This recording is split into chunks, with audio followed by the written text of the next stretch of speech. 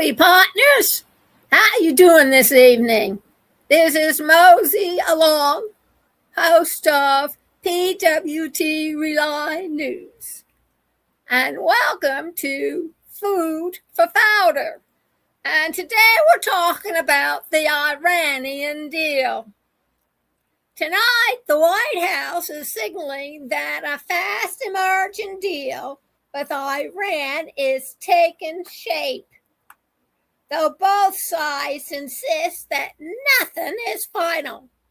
According to reporting from the Western Journal and CNN, negotiators are working on a memorandum of understanding that would halt fighting, reopen the Strait of Hormuz, and begin the long process of de-escalation.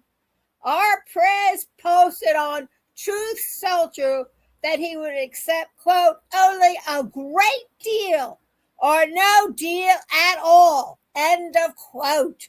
He also emphasized that this agreement will be the opposite of the Obama-era JCPOA, which he continues to describe as a, quote, direct path to nuclear weapon, end of quote. Iran, meanwhile, says, quote, a degree of understanding, unquote, has been reached, but warns that signed agreements is not imminent and could take up to 60 days. Secretary of State Marco Rubio confirmed that both sides are walking on the framework, but stressed that the final product is still a work in progress. U.S. officials told the New York Times that approval could come within days, though Iran's foreign ministry is far more cautious.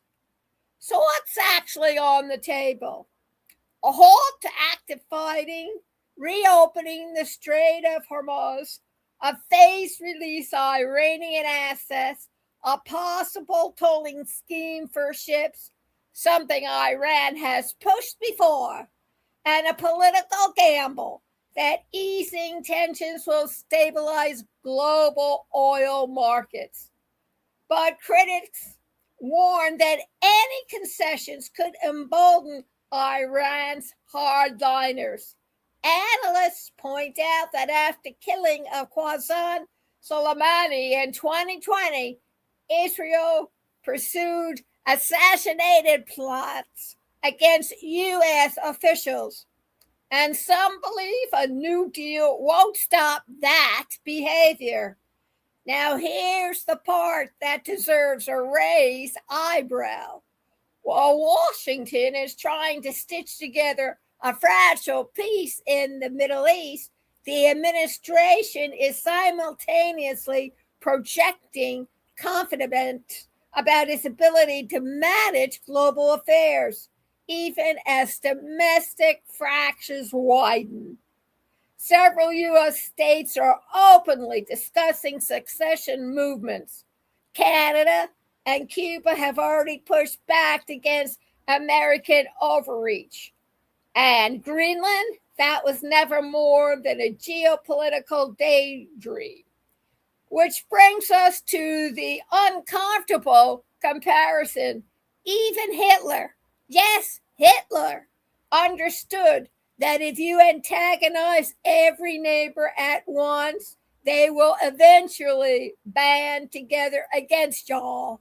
History is full of tyrants who believe they can expand outward while their own foundations were cracking beneath them. So the question becomes, what makes this administration believe it can waltz into Greenland, stumble into Cuba, and reach into Canada while parts of his own union are threatening to walk away? Foreign policy isn't just about strength abroad. It's about stability at home. And right now, America is negotiating with Iran while juggling internal fractures.